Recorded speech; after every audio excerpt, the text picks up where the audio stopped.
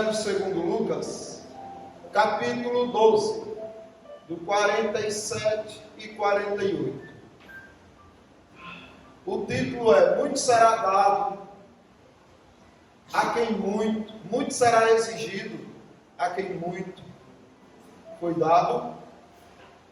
Porque Jesus ele diz assim na sua parábola: aquele servo, porém, que conheceu a vontade de seu Senhor e não se aprontou, nem fez segundo a sua vontade, será punido com muitos açoites.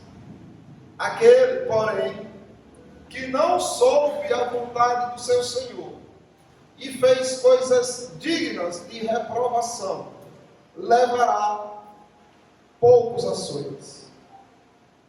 Mas aquele a quem muito foi dado, muito lhe será exigido, e aquele a quem muito se confia, muito mais lhe pedirão. Então, isso aí nos chama a responsabilidade daquilo que até hoje temos recebido do nosso Deus. O que o nosso Deus está dizendo: olha, quanto mais você recebe de mim, mais responsabilidade pesará sobre você. Quanto mais eu te der, mais de você será exigido. Então é importante que você tenha consciência do que você já recebeu do Senhor até hoje. O que é que você recebeu de Deus até hoje? Você sabe, por exemplo, qual é o seu chamado? Você vivia nas trevas, você pertencia ao mundo. Deus, ele te chamou das trevas para a sua gloriosa luz. Para quê? Para me salvar? Certo. Mas para te salvar e daí para frente acontecer o que com você? Mudança de vida. Sim. Como seria isso? Qual é o teu chamado? Qual é a tua vocação? Você se preocupa com isso? Que tipo de trabalho Deus te confiou e que Ele cobrará de você diante do trono branco? Quais foram as responsabilidades que Deus te confiou? Você tem cumprido ela? Você sabe quais são? Porque Ele pedirá contas de todo o tesouro que Ele distribuiu entre o seu povo. O que você tem feito com os talentos, por exemplo, que Ele te confiou? Você tem usado a sua capacidade mental, intelectual, para o reino dEle? Para ajudar a edificar os servos dEle? Observe, cada um será julgado pelo que fez com os seus talentos. Você tem capacidade, você tem condições de servir a Deus, sendo útil para o seu rebanho, para os seus escolhidos.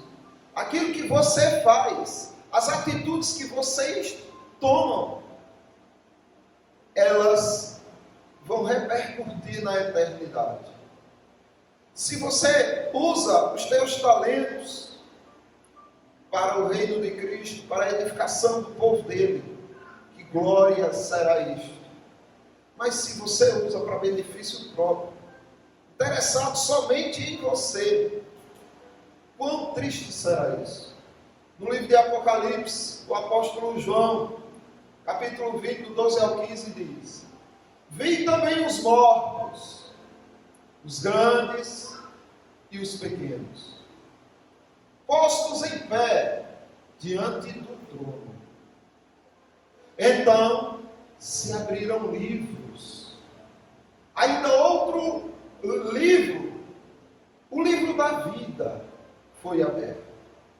E os mortos foram julgados segundo as suas obras, conforme o que se achava escrito nos livros. Já perceberam o quão profundo isto é? Que cada obra que você pratica, cada atitude sua, cada pensamento seu, cada intenção está sendo escrito no livro da vida.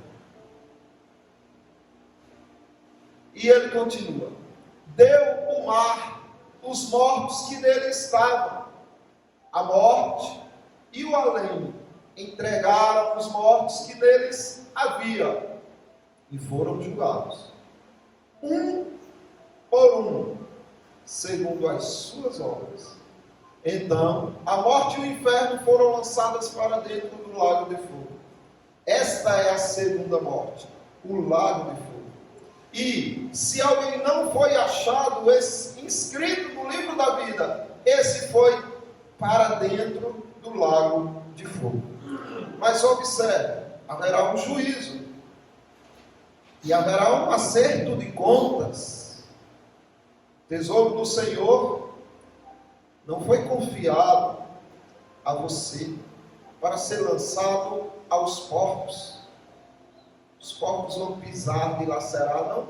Eles não vão saber o valor das pérolas do Evangelho, das pérolas do Senhor. O que é santo, o que foi confiado a você, não foi para ser lançado aos cães.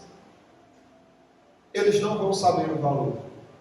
Haverá níveis de sentenças maiores.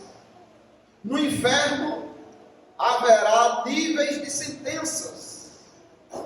Uns sofrerão no inferno mais que outros. Quem são estes que vão sofrer um terrível juízo maior que outros? Observe, 12 de Lucas 47 por diante. Aquele servo, porém, que conheceu a vontade do seu Senhor e não se aprontou, nem fez segundo a sua vontade, será punido com muitos açoites. Então, soube a vontade do Senhor, mas não fez em conformidade com o que o Senhor pedia, fez do seu próprio jeito. O seu coração era o seu próprio Senhor.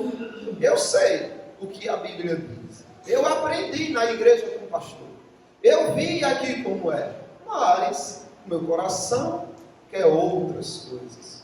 Então eu vou seguir pelo que eu desejo, pelo que enche os meus olhos, e segue. Mas sabia a vontade do Senhor e não se apontou. Este sofrerá maiores açoites, mas o maior juízo sim, porque Tiago, ele diz assim, ó, Tiago capítulo 3, versículo 1, meus irmãos, não vos torneis muito de vós mestres, sabendo que havemos de receber maior juízo. Tiago está dizendo, meus irmãos, eu sou mestre na igreja, e eu temo por mim, porque eu vou receber maior juízo, porque eu conheço mais, e me será cobrado mais. E eu digo a vocês, olha, não fique com essa ânsia, sem saber nem se é o seu talento, o seu dom. Eu quero ser mestre, eu quero ser um pastor, eu quero ser um mestre, eu quero ensinar. Se for o seu talento, e você não abraçar, realmente, será terrível para você. Mas se não for, e você for por empolgação, será terrível. E é o que Tiago está dizendo, não havemos, não vos torneis muitos de vós mestres, a não ser que seja a sua vocação. Então, se você se omitir, será cobrado também. Haverá níveis de sentenças menores. Observe, o 48, aquele, porém, que não soube a vontade do seu Senhor e fez coisas dignas de reprovação, levará poucos açoites, mas levará. O mal, o pecado, a reprovação, não ficará impune. Ah, mas foi por ignorância, então vai ser punido por ser ignorante. Porque cada um tem também uma responsabilidade de buscar conhecer. Ah, não, mas teve gente que nem conseguiu chegar a ter esse conhecimento. Mentira.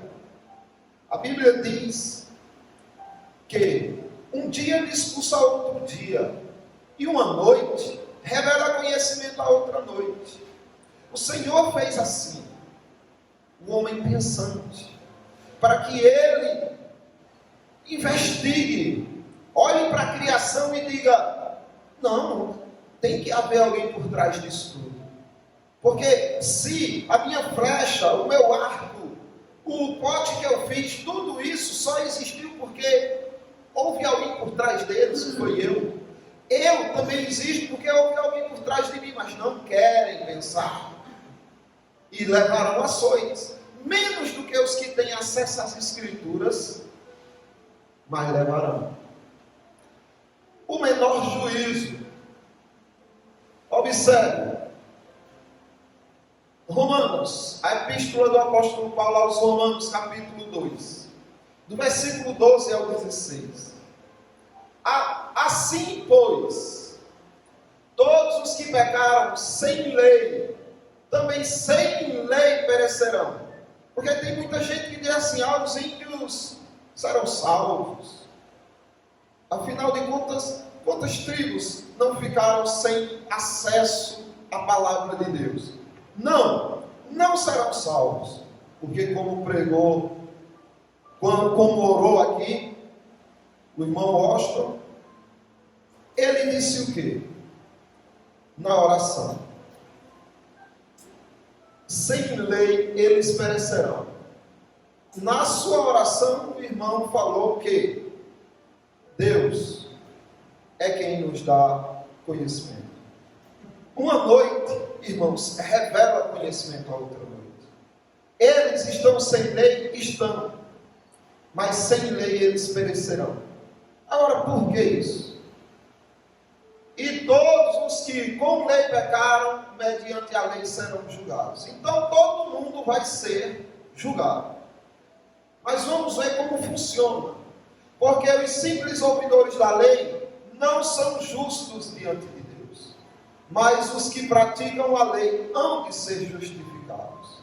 Quando, pois, os gentios, observe, os índios, por exemplo, são gentios. Nós somos gentios. Quem não é de Israel, quem não é hebreu, é gentil.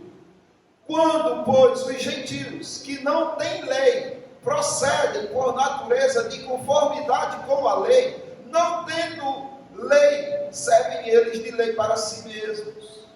Estes mostram a norma da lei gravadas no seu coração, testemunhando-lhes também a consciência e os seus pensamentos, mutuamente acusando-se ou defendendo-se. Então, como é que funciona?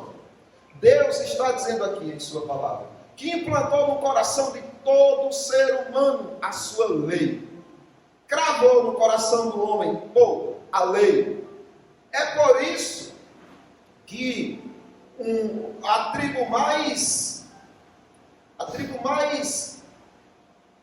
ignorante que possa existir, mais bárbara que possa existir, observe que eles fazem o mal aos mais fracos, que eles roubam escondido, que se eles vão matar alguém, o fazem e se escondem.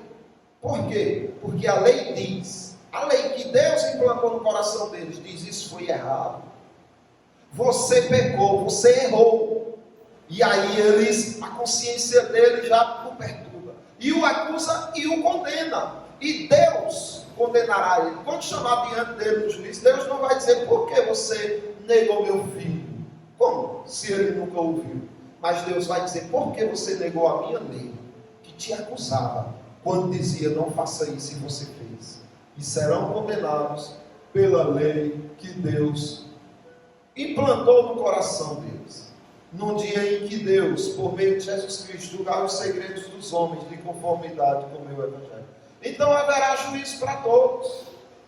Esses daqui, por exemplo, sofrerão menor juízo do que aquele que você fala o evangelho e ele diz: besteira, isso eu não quero.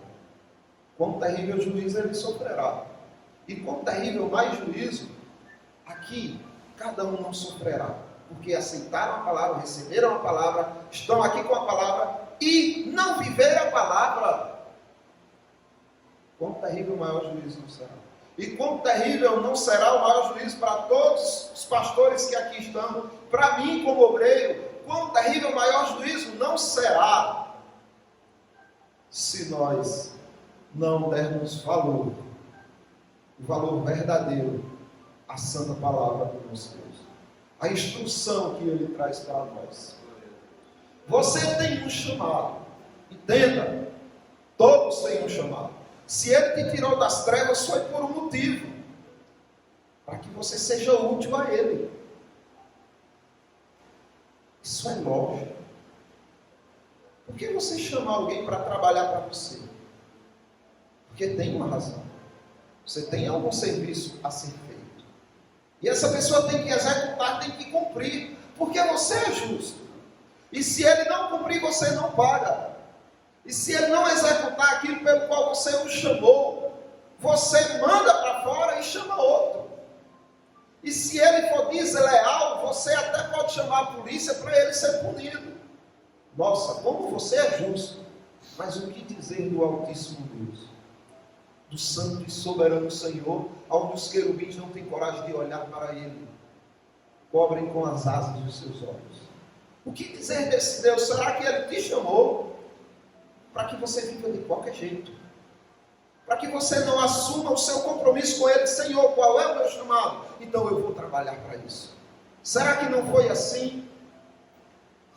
Observe, mas aquele a quem muito foi dado, muito lhe será exigido. E aquele a quem muito se confia, muito mais lhe pedirão. Mas não fiquem com medo disso. Você que foi chamado para ser mestre, para ser pastor, não fique com medo disso. Quem tem que ficar com medo disso é quem não cumpre o seu papel como foi chamado. Você deve se alegrar. Senhor, que honra me deste. Que glória, Senhor, o Senhor ter me trazido e me dado esse ministério, me dado esse trabalho. Devemos zelar, honrar e fazer aquilo pelo qual Deus nos chamou com perfeição. Na graça de Deus, é óbvio. Observe, seu chamado é o de cuidar dos conservos. É esse o seu chamado. Agora, qual é o seu talento para cuidar deles? Aí você descobre, à medida que você vai conhecendo mais ao Senhor e a si mesmo. Você vai descobrir. Mas o seu chamado é este: cuidar dos seus irmãos. Você é servo, seu irmão é seu conservo. É companheiro seu de servidão ao Senhor. E você foi chamado para cuidar dele. E ele cuidar de você. Como você tem cuidado dos seus irmãos? Como você tem feito para ser útil àqueles a quem Deus ama? Aqueles por quem Cristo morreu. Como vocês têm feito? Observe. No Evangelho segundo Lucas, capítulo 12, do 39 ao 43. Sabei, porém, isto: se o pai de família soubesse a que hora havia de vir o ladrão, vigiaria e não deixaria arrombar a sua casa. É isso? Seria fácil assim. Olha, descobri o plano de um ladrão. Ele vai invadir a minha casa exatamente às 2:30 da madrugada. Foi isso o plano dele que eu descobri. Então, se arma, se prepara. Por quê? Porque ele quer sua família protegida. Ele não quer suas filhas sendo atacadas. Não quer seus filhos sendo atacados. Sua esposa sendo atacada. Ele se precaver. Aí Jesus Cristo diz: ficai também vós apercebidos. Por quê? A hora em que não cuidais, o Filho do Homem virá. Ele vai vir para prestar conta, para que você preste conta. E aí Pedro pergunta: Senhor, proferes esta parábola para nós ou também para todos? O Senhor está dizendo que a gente deve vigiar ou todo mundo deve vigiar? Disse o Senhor: quem é, pois, o mordomo fiel e prudente, a quem o Senhor confiará os seus conservos para dar-lhes o sustento a seu tempo?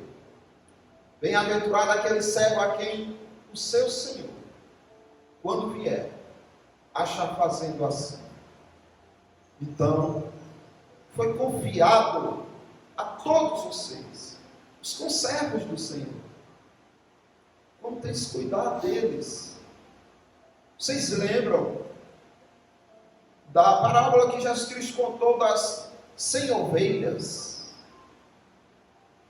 Uma escapa, foge e acha que é esperta e vai para fora e vai curtir e não volta mais. Está perdida, berrando, clamando por socorro. Ninguém a encontra. Mas o pastor fiel faz o quê? Guarda as 99 e diz: eu vou encontrá-la. E segue em busca. É isso daqui, olha. Confiará seus conservos para dar-lhes o sustento a seu tempo. Ela não vai se perder e sai e procura até que encontra. Quando ele encontra, o que é que ele faz? Dá-lhe uma bronca, uma surra para que ela aprenda a não sair mais? Não.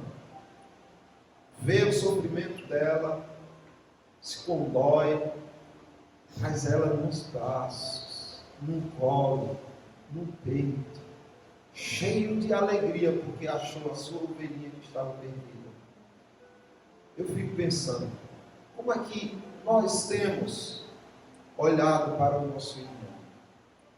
Qual tipo de amor, carinho, zelo a gente tem por ele? É um zelo maior do que temos para conosco mesmos? Pense, porque Deus te cobrará isso. Você está aqui, sabe por quê?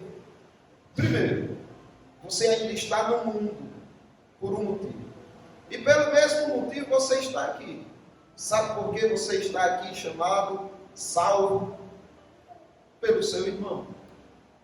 Pelo seu irmão. Se não fosse pelo seu irmão, você não estaria mais aqui, você estaria na glória.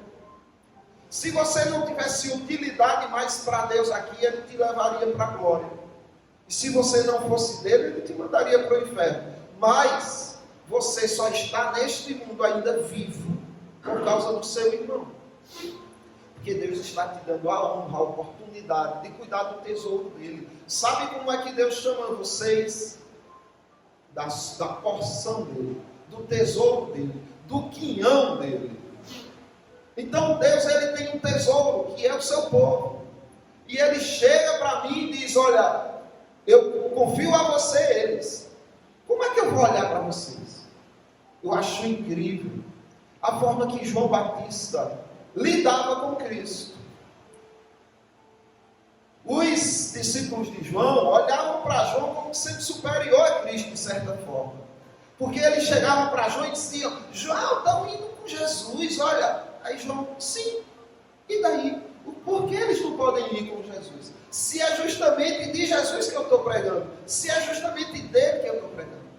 Eu nunca disse que era maior que ele. Pelo contrário, eu estou aqui para que ele cresça e eu diminua. Agora, o interessante é como ele fala do povo de Deus. É como se João estivesse dizendo: eu não me considero digno nem de ser chamado a sua noiva. Eu sou um amigo do noivo. E me alegro com o noivo, com o casamento do noivo e a noiva. Eu me alegro, me regozijo. O que João estava dizendo era: eu olho para essa igreja, eu olho para esse povo e fico maravilhado. É a noiva do Senhor. Ele confiou para que eu cuidasse, para que eu fosse útil. Que honra é essa? Mas aí, muitas vezes, você olha para o irmão que é falho, que é pequeno, que cometeu algum delito, e você já o mata no coração. Ou seja, você não tem zelo pelo tesouro do Senhor. Como é que ele confrontará essas pessoas?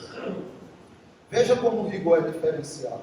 O pastor trouxe aqui a mensagem de Abraão, quando foi chamado. E depois também: olha, ocultarei a Abraão que eu hei de fazer? Não, tenho algo a fazer com Sodoma e Gomorra. Vou destruir aquela nação terrível e pecaminosa. E quando você olha para trás, aí você diz: Nossa, como era terrível Sodoma e Gomorra. E às vezes Deus olha para você e diz: nossa, você nem sabe que é mais terrível do que eles. Como assim? Veja, se você rejeita a palavra de Deus, ou se você a ouve e a ignora praticando coisas contrárias ao que Ele ordena, veja em que situação nós poderíamos nos enquadrar. O Evangelho segundo Mateus, capítulo 11, versículo 20 ao 24. Passou então Jesus a increpar as cidades nas quais ele operara numerosos milagres, pelo fato de não se terem arrependido. Então Jesus Cristo chama a cidade onde ele pregou e fez grandiosos sinais, e eles ficaram duros de coração, viveram do mesmo jeito, não se arrependeram. Aí veja o que Jesus diz: ai de ti, Corazim, que foi a cidade lá que ele pregou. Ai de ti, Betsaida, que foi outra cidade que ele pregou. Porque se em Tiro e em Sidom se tivessem operado os milagres que em vós se fizeram, há muito que elas teriam se arrependido com pano de saco e cinzas. Então Jesus Cristo está dizendo: sabe por que Tiro e Sidom foram destruídos? Porque eu não quis fazer sinais lá, porque eu não quis pregar para eles, porque se eu tivesse pregado, eles teriam se arrependido, mas eu não quis, não estava nos meus planos. Mas eu quis pregar para vocês, e vocês não se arrependeram. Veja o que ele diz: contudo, vos digo, no dia do juízo, haverá menos rigor para Tiro e Sidom do que para vós outras. Vocês sofrerão um juízo muito mais severo, porque vocês rejeitaram a minha palavra. Eles nem acesso a elas tiveram, foram destruídos, estão condenados, mas vocês 2 vezes mais. E ele continua: tu, Cafarnaum, elevar-te-ás porventura até os céus? Tu, Cafarnaum, que se orgulha do que és, que achas que estás agradando a Deus, será que tu te elevarás até os céus, serás salva? Aí ele diz: descerás até o inferno. Você vai descer até o inferno. Por quê? Se em Sodoma se tivessem operado os milagres que em ti se fizeram, teria ela permanecido até o dia de hoje. Se em Sodoma eu resolvesse fazer lá o que eu fiz no meio de vocês, eles não teriam sido condenados. Mas eu não quis. Deus faz como quer. Mas eu fiz no meio de vocês, e vocês rejeitaram, permaneceram como eram, não se arrependeram. Digo-vos, porém, que menos rigor haverá no dia do juízo para com a terra de Sodoma do que para contigo, Cafarnaum. Menos rigor haverá para Sodoma do que para contigo. Então observe, muitos se encontram numa situação terrível dessa, rejeitando, ignorando a palavra de Deus. E quando você fala dos pecados de Sodoma, nossa, tudo pecaminosos, homossexuais e tal, realmente pecados horríveis que Deus abomina e não deixa impune, porque isso destrói a própria natureza humana, perverte tudo. E eles faziam maldades, e matavam, e roubavam, e faziam tudo quanto você pode imaginar de pecados horríveis diante de Deus, e foram condenados. Desceu fogo do céu e destruiu a todos, e hoje estão no inferno. Mas muitos que olham para trás e dizem: que abominação, Deus olha para eles e diz: vocês são 2 vezes mais abomináveis.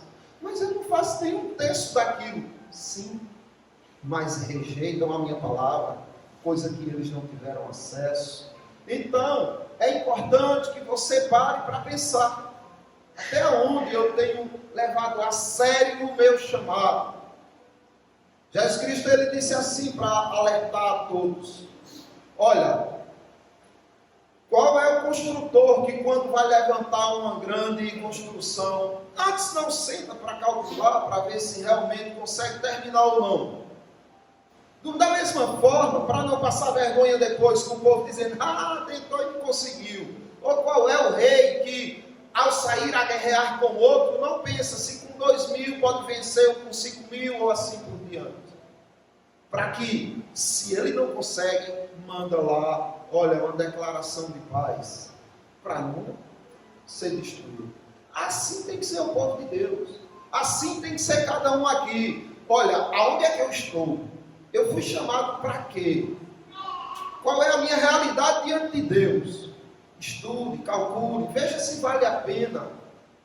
Porque se o seu coração disser assim, não vale a pena não, então diga, Senhor, tchau. Mas, se você sabe que vale a pena, então em frente. Calcule em frente. Alguém disse para o Mestre Jesus, ao Senhor nosso Deus, Mestre, seguir-te-ei para onde quer que fores. E ele perguntou, e é? Olha, as raposas têm seus covis, os passarinhos têm ninhos para si, mas o Filho do Homem não tem nem onde reclinar a cabeça. Tem certeza que quer me seguir? O que Jesus Cristo estava dizendo, olha, vai ter situações que o Filho do Homem, que eu, a quem você deseja seguir, vai estar em pior condição que animais. É sério que tem interesse em seguir Jesus Cristo? Então assumam quem vocês são, o chamado que vocês receberam e vivam para o outro. Vivam para seus irmãos, porque foi para isso que ele chamou vocês. Porque se fosse só para salvar vocês, só para isso, ele teria chamado vocês, matado e levado para ele. Mas como ele mantém vocês aqui nesse mundo de trevas, de pecado, ele não se agrada em ver vocês sofrendo, ele não se agrada em ver vocês caindo em pecado, mas ele permite porque ele quer que vocês se erram e ajudem os seus irmãos. Do contrário, ele levaria vocês. Observe, muito será exigido a quem muito foi dado, mas aquele a quem muito foi dado, muito lhe será exigido. E aquele a quem muito se confia, muito mais lhe pedirão. Deixa eu contar um pouco da história aqui de um homem que ele foi acolhido pelas trevas. Ele foi acolhido com carinho pelas trevas.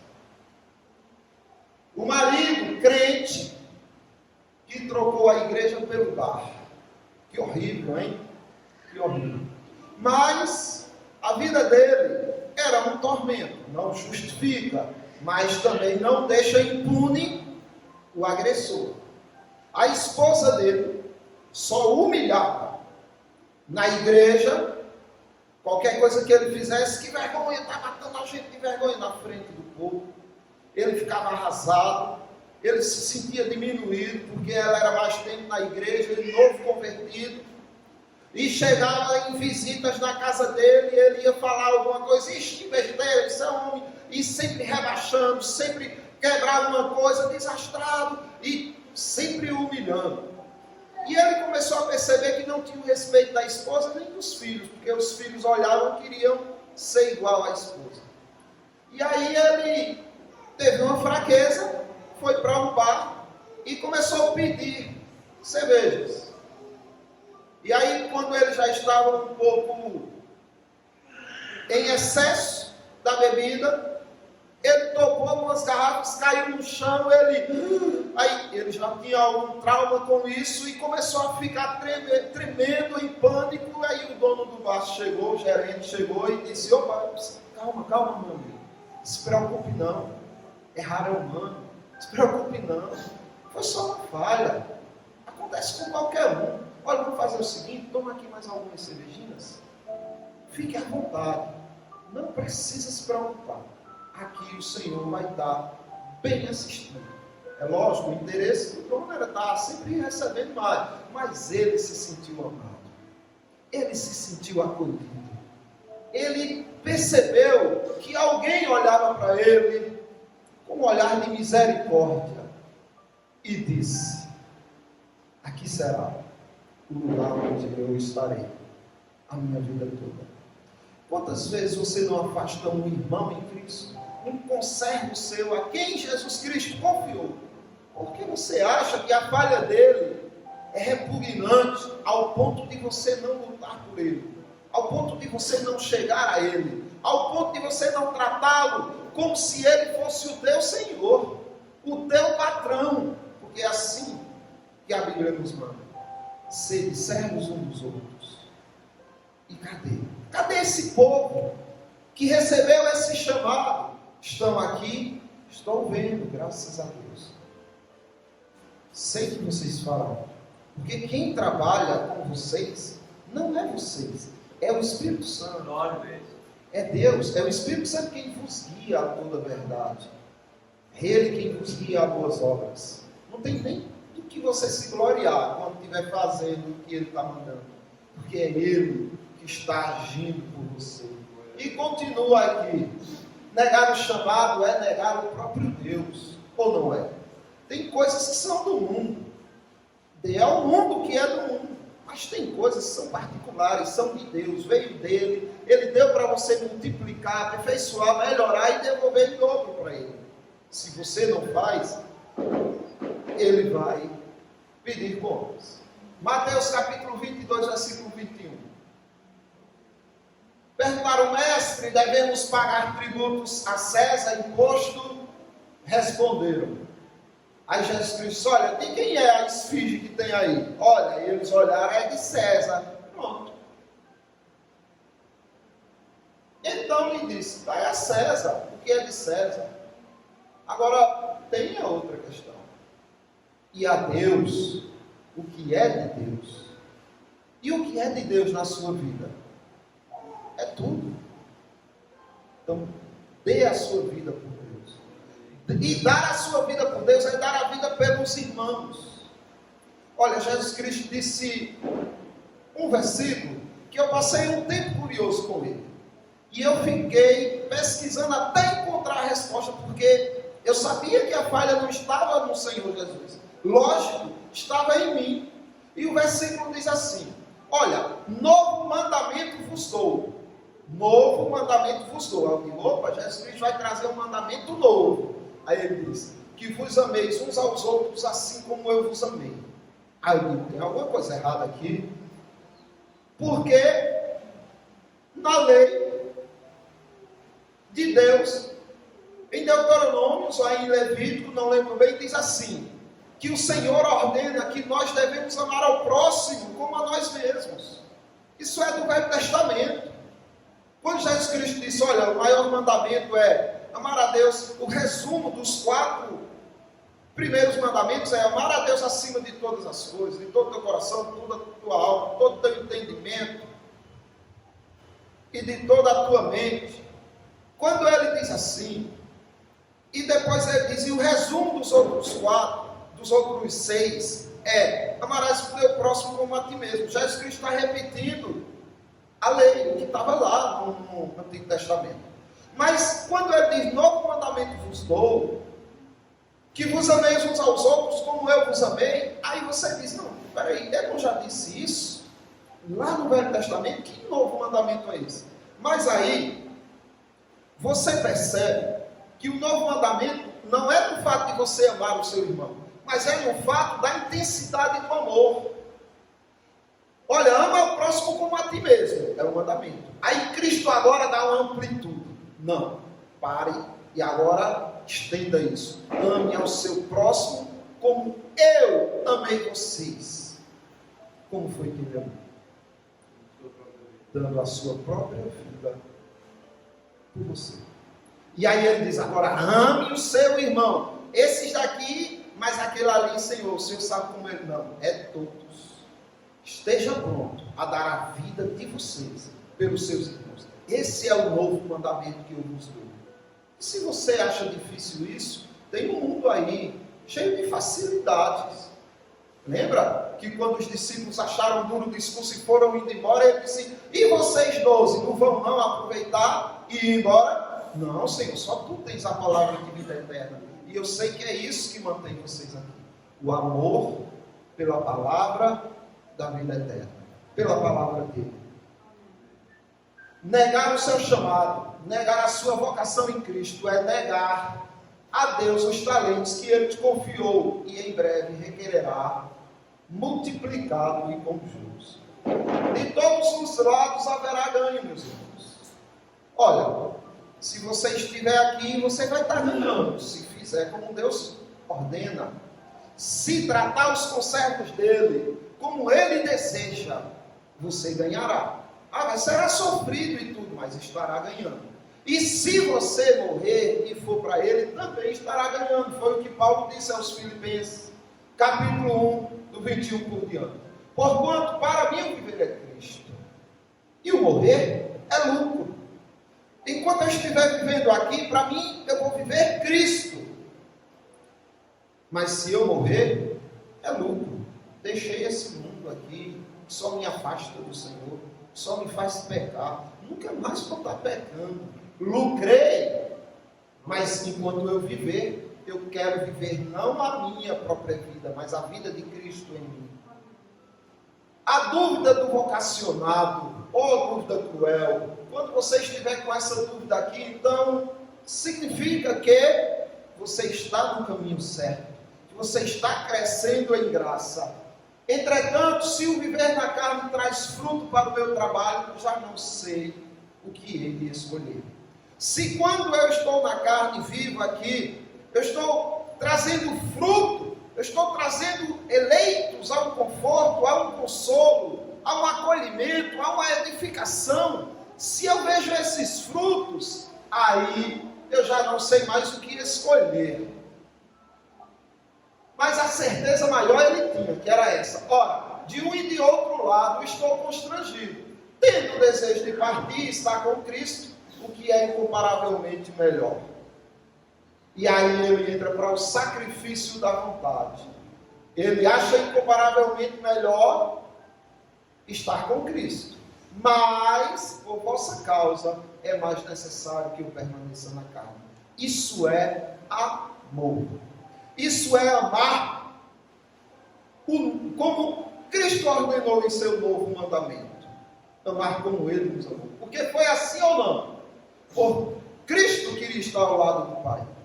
Cristo orou 3 vezes: se possível, passa de mim esse cálice. Mas, contudo, que não seja feito como eu quero, mas como tu queres. E Cristo desceu da glória para quê? Por quê? Por vossa causa. E é o que Paulo está dizendo: mas por vossa causa é mais necessário que eu permaneça na carne. Então, por vossa causa, o desejo que eu tenho de ir para lá, eu reprimo, para que eu traga fruto para o meu trabalho, para que eu possa ser útil para vocês, para que eu viva para vocês, para que eu morra por vocês. É para isso que eu fui chamado, para cuidar dos conservos do Senhor, dos meus companheiros servos, e um cuidando do outro, a igreja se fortalece. Um cuidando do outro, amando um ao outro, em união, o mundo verá e dirá o quanto temos que aprender sobre amor com aquela igreja. Que Deus abençoe os irmãos. Amém. Glória a Deus. O fim de que aumente o quanto, a fim de que aumente quanto a mim o motivo de vos gloriardes em Cristo Jesus, pela minha presença de novo convosco. Ou seja, tudo era pela glória de Cristo, certo? Gloriardes em Cristo Jesus. Amém. Deus abençoe os irmãos. Glória a Deus. Glória. Amém. Agradecemos a presença